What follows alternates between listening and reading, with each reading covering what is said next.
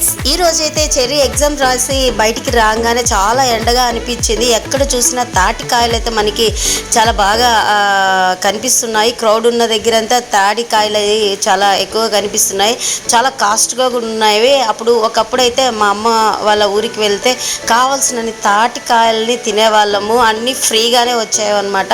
ఇప్పుడు ప్రతి ఒక్కటి నెల్లూరుకి వచ్చాక అన్నీ కొనాల్సి వస్తుంది ఫ్రెండ్స్.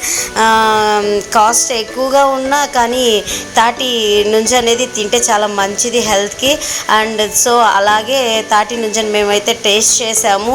ఫస్ట్ చెర్రీని జురుకొని తినమంటే వద్దనింది. నేను తిన్నాక తను కూడా అలా చూసి తిని మామూలుగా తిన్నదానికన్నా ఇలా తినడం చాలా టేస్టీగా ఉందని చెప్పింది.